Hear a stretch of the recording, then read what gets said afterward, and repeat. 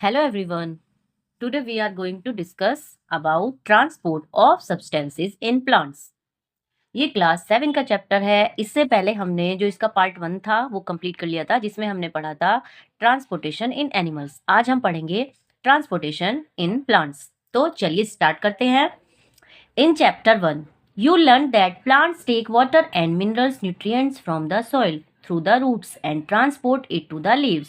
आपने chapter first में पढ़ा होगा कि जो प्लांट है वो वाटर और मिनरल्स न्यूट्रिएंट्स लेते हैं कहाँ से, सॉइल से, थ्रू द रूट्स के थ्रू, और ट्रांसपोर्ट कर देते हैं लीव्स को। The leaves prepare food for the plant, और जो लीव है वो फूड प्रिपेयर करती है प्लांट के लिए using water and carbon dioxide during photosynthesis. Water को यूज करके और कार्बन डाइऑक्साइड को यूज करके फोटोसिंथेसिस के टाइम यानी प्रकाश संश्लेषण की प्रक्रिया में। You also learnt in the chapter 10 that food is the source of the energy and every cell of an organism get energy by the breakdown of glucose। आपने chapter 10 में सीखा होगा कि जो फूड है ये एक एनर्जी का स्रोत होता है और हर एक सेल को जो ऑर्गेनिज्म की सेल होती है उन्हें एनर्जी मिलती है इसके ब्रेकडाउन को, यानी ग्लूकोज को ब्रेक डाउन करके जो प्राणी की हर एक सेल होती है उसे एनर्जी मिलती है। The cells use this energy to carry out vital activities of life. जो सेल है वो इस एनर्जी को यूज करती है किसके, जो हमारी रोज की क्रियाएं होती है उन्हें संपन्न करने के लिए। Therefore food must be made available to every cell of an organism. इसलिए फूड का अवेलेबल होना है एक सेल के लिए जो कि ऑर्गेनिज्म की है। Have you ever wondered how water and nutrients absorbed by the roots are transported to the leaves? क्या आपको पता होगा कि कैसे वाटर और न्यूट्रिएंट्स एब्जॉर्ब होते हैं रूट्स के द्वारा और ट्रांसपोर्ट किए जाते हैं लीव्स तक। How is the food prepared by the leaves carried to the parts which cannot make food? और how is food prepared, और कैसे फूड को प्रिपेयर किया जाता है पत्तियों के द्वारा और कैसे हर एक पार्ट तक उन्हें ले जाया जाता है जो कि खाना नहीं बना सकते। Transport of water and minerals. Plants absorb water and minerals by the roots. जो प्लांट है एब्जॉर्ब करते हैं वाटर को और मिनरल्स को रूट्स के द्वारा। The roots have root hair. Roots के पास रूट हेयर होते हैं। The root hair increase the surface area of the root for the absorption of water. जो ये रूट में रूट हेयर होते हैं ये सरफेस एरिया को बढ़ा देते हैं ताकि रूट ठीक से पानी को एब्जॉर्ब कर सके। And mineral nutrients dissolve in water, और मिनरल न्यूट्रिएंट्स को डिसॉल्व हो जाए वाटर में। The root hair is in contact with the water present between the soil particles. जो ये रूट हेयर हैं ये कॉन्टेक्ट में रहते हैं, इन कॉन्टेक्ट विद वाटर के साथ कॉन्टेक्ट में रहते हैं। और जो वाटर कहाँ प्रेजेंट होता है, बिटवीन सॉइल एंड पार्टिकल्स के बीच में जो वाटर प्रेजेंट होता है उनके कॉन्टेक्ट में रहते हैं root hair. Can you guess how water moves from the root to the leaves? क्या आप गैस कर सकते हैं कि कैसे पानी मूव करता होगा रूट से लीव्स तक? What kind of transport system is present in plant? किस तरह का ट्रांसपोर्ट सिस्टम प्रेजेंट होता होगा प्लांट में?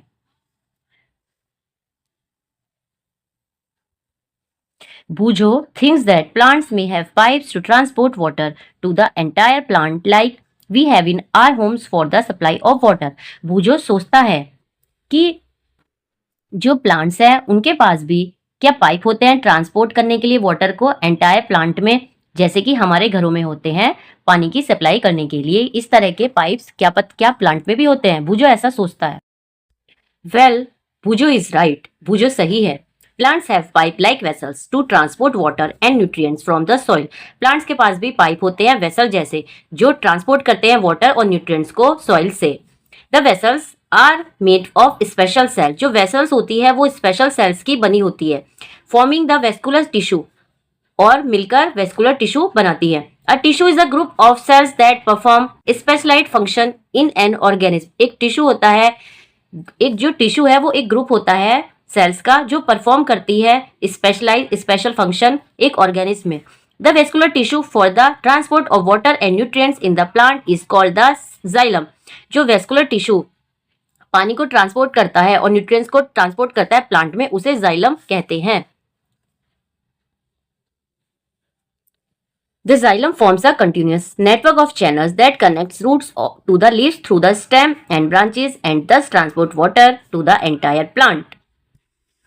जो xylem है एक इस तरह का नेटवर्क ऑफ चैनल को फॉर्म करता है, जिससे कि लगातार इस तरह से जो रूट्स है वो लीव्स तक कनेक्ट रहती है, इस थ्रू थ्रू द स्टेम, यानी स्टेम के थ्रू तक, और ब्रांचेस तक, एंड दस ट्रांसपोर्ट। तो तब वो मतलब रूट्स को ऐसे कनेक्ट करता है कि वो लीव्स तक कनेक्ट रहती है through the stem and branches, और ब्रांचेस तक, एंड दस ट्रांसपोर्ट वाटर, और तब वो ट्रांसपोर्ट कर पाता है वाटर को पूरे एंटायर प्लांट में। पहली सेज हर मदर। पहली says her mother puts ladyfinger and other vegetable in water if they are somewhat dry। पहली कहती है उसकी मम्मी लेडी फिंगर और अन्य सब्जियों को वाटर में रख देती है जब वो थोड़ी सूख जाती है। She wants to know how water enters into them. वो जानना चाहती है कि कैसे पानी उनके अंदर तक गया। You know that leaves synthesis food. आप सभी जानते हैं कि जो लीव्स है वो फूड को बनाती हैं। The food has to be transported to all parts of the plant. और फूड का ट्रांसपोर्ट होता है प्लांट के सभी भागों तक। This is done by the vascular tissue called the phloem. और यह किसके द्वारा हो पाता है? एक वेस्कुलर टिश्यू के, जिसे हम फ्लोएम बोलते हैं। The xylem and phloem transport substances in plants. इस तरह से जो जाइलम है और फ्लोएम है ट्रांसपोर्ट करते हैं सब्सटेंसेस का प्लांट में। एक्टिविटी 7.3 अब हम पढ़ते हैं। We would require a glass, tumbler, water, red ink, a tender herb, balsam and a blade for this activity. इस एक्टिविटी के लिए हमें जरूरत होगी एक ग्लास टम्बलर की, वाटर की जो कि रेड इंक का हो, और एक टेंडर हब यानी बाल्सम कोई प्लांट है उसका हम एक ग्रीन मतलब जो ग्रीन भाग होता है वो काट के ले लेते हैं, और उसके लिए हमें एक ब्लेड की आवश्यकता होती है। ये देखिए हमने एक ग्लास टम्बलर ले लिया है और इसमें रेड इंक का वाटर भर दिया है, और हमने एक छोटा पौधा जो थोड़ा मतलब हर्ब हो, जिसमें थोड़ी सी पत्तियां हो, बालसम पौधा ले लिया हमने, बालसम का छोटा पौधा। तो अब इसमें हम देखते हैं कि ये जो रेड कलर का वाटर है ये इसके ऊपर तक जाता है नहीं जाता है, तो इस एक्टिविटी में हम ये देखेंगे। उसके बाद हमने क्या किया, pour water to fill 1/3 of the tumbler. अब हमने इसमें पानी भर दिया 1/3 ग्लास में। Add a few drops of red ink to the water. अब हमने इसमें कुछ बूंदे लाल इंक की डाल दी है। Cut the base of the stem of herbs and place it in the glass as shown in figure. अब हमने क्या किया, cut the base of the stem of the herb. जो प्लांट में उसका स्टेम था एक तरफ का, वो हमने काट लिया है पौधे का, और उसे ग्लास में ले जाकर रख दिया है, जैसे कि फिगर में देखा है आपने। Observe it next day. अब हम इसे नेक्स्ट डे ऑब्जर्व करते हैं। Water moves up in the stem and large view of open end of the stem. देखिए फिर क्या किया हमने, does any part of the hub appear red. अब हम देखते हैं कि कोई पौधे का जो भाग है वो हमें लाल दिखता है। If yes, how do you think the colour reach there. अगर हाँ तो कैसे पानी वहां तक पहुंचा। You can cut the stem across and look for the red colour inside the stem. आप you can cut the stem across, आप उस जो स्टेम है उसे काट सकते हैं और देख सकते हैं कि उसके अंदर रेड कलर का स्टेम है या नहीं है। From this activity we see that the water moves up the stem. इस एक्टिविटी हम देखते हैं कि जो वाटर है वो मूव्स करता है स्टेम तक। In other words stem conducts water. दूसरे शब्दों में हम ये कहे तो जो स्टेम है वो वाटर को कंडक्ट करता है, यानी आगे पहुंचाता है। Just like the red ink minerals dissolve in water also move up the stem. Just like the red ink, जैसे कि जो लाल इंक है और मिनरल्स है डिजॉल्व हुए थे वाटर में और मूव हुए स्टेम तक। along with वाटर के साथ।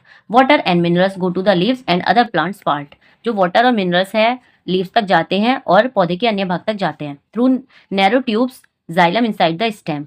किसके थ्रू जाते हैं, जो स्टेम के अंदर नैरो ट्यूब्स होती हैं जिन्हें हम जाइलम बोलते हैं, उनके थ्रू वाटर मूव्स करता है पौधे के अन्य भागों तक।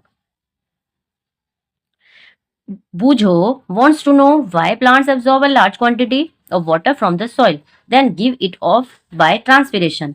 बूझो जानना चाहता है कि why जो प्लांट है एब्जॉर्ब कर लेते हैं large quantity of water soil से, then give it off by transpiration, और फिर इसे दे देते हैं, बाहर निकाल देते हैं ट्रांसपिरेशन की प्रोसेस के द्वारा।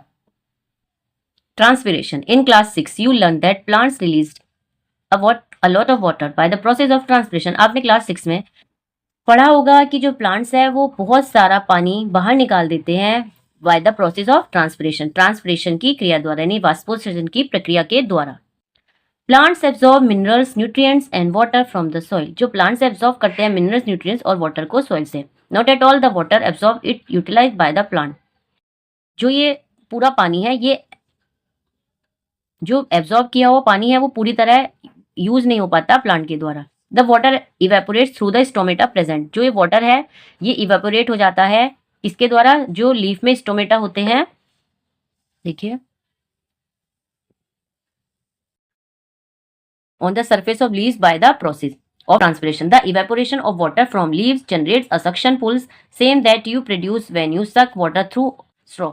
देखिए जो एक्सेसिव वाटर चला जाता है प्लांट्स में तो उसे वाटर बाहर निकाल देते हैं किसके द्वारा, जो लीफ के सरफेस पे स्टोमेटा होते हैं उस वो थोड़े छिद्र लाइक स्ट्रक्चर होता है तो उनके थ्रू वाटर लीफ से बाहर निकल जाता है। तो उसी प्रोसेस को हम बोलते हैं transpiration. The evaporation of water from leaves generates a suction pull, जो इवेपोरेशन है वाटर का वो लीफ के लीफ से एक जनरेट करता है एक सक्शन पुल, मतलब एक खिंचाव उत्पन्न करता है। The same that you produce when, इस तरह का जैसे कि जब एक स्ट्रॉ से आप पानी पीते हैं, आप उस पानी को ऊपर खींच रहे हैं, तो ऐसे ही जो वो इवेपोरेशन की प्रोसेस में वाटर को ऊपर सक किया जाता है लीफ के सरफेस से। Same that you produce when you suck water through a straw, which can pull water to great height in the tall trees, which can, इस तरह से पानी को और भी हाइट तक ऊपर खींचा जा सकता है जो लंबे ट्री होते हैं। मतलब जो ये इवेपोरेशन में जो ये सक्शन पुल होता है इसके द्वारा। Transpiration also cools the plant, जो ट्रांसपिरेशन की प्रोसेस है ये पौधे को ठंडा भी रखता है। तो ये हमारा चैप्टर अब पूरा खत्म होता है। तो चलिए अब थोड़ी इसकी एक्सरसाइज देख लेते हैं। एक्सरसाइज ये है match the following, column 1 column 2। तो सबसे पहला स्टोमेटा। स्टोमेटा में हम क्या करेंगे, स्टोमेटा किसके द्वारा होता है, स्टोमेटा में क्या होता है ट्रांसपिरेशन, ट्रांसपिरेशन की प्रोसेस किस द्वारा होती है stomata. Xylem transport of water, root hair, जो रूट हेयर्स होते हैं ये क्या करते हैं absorption of water, phloem transport of food. तो ये हमारा यानी आप लगा सकते हैं स्टोमेटा का हमारा फर्स्ट का आंसर क्या हुआ transpiration B, xylem transport of water, root hair यानी थर्ड का हमारा हुआ ए एब्जॉर्प्शन ऑफ वाटर, और फ्लोएम ट्रांसपोर्ट ऑफ फूड। अब देख लेते हैं fill in the blanks. The blood from the heart is transported to all parts of the body by the, जो ब्लड है वो किसके द्वारा हार्ट तक ट्रांसपोर्ट किया जाता है, वो है by arteries. Haemoglobin is present in RBC, ठीक है, red blood cells. Arteries and veins are joined by a network of capillaries. The rhythmic expansion and contraction of the heart is called heartbeat. The main excretory product in human beings is urea. Sweat contains water and salt. Kidney eliminate the waste. Sweat contains water and salts. Kidney eliminate the water minerals in the liquid from called urine. जो kidney है वो eliminate करती है waste material को liquid की form में, उसे हम क्या बोलते हैं, उसे हम यूरिन बोलते हैं। नेक्स्ट है हमारा water reach great heights in the trees because of suction of pull caused by, जो वाटर है वो पहुंच जाता है ट्री की हाइट तक किसके कारण, उस प्रोसेस को क्या बोलते हैं ट्रांसपिरेशन। तो ये हमारा fill in the blanks complete होता है। अब है choose the correct option. In plants water is transported through, water किससे ट्रांसपोर्ट किया जाता है जाइलम से। फिर है water absorption through roots can be increase by keeping the plants, जो वाटर का एब्जॉर्प्शन होता है वो रूट्स के थ्रू होता है, इंक्रीज बाय क्या करता है अंडर द फैन। कब होता है इंक्रीज, अंडर द फैन यानी हवा चाहिए। होप सो आपको ये चैप्टर समझ आया हो। अगर आपको चैप्टर समझ आया तो आगे भी आगे की रीडिंग के लिए एनसीईआरटी रीडिंग्स के लिए आप ये चैनल सब्सक्राइब कर सकते हैं। और आपको वीडियो समझ आई हो तो वीडियो को लाइक करें, चैनल सब्सक्राइब करें। Thank you so much.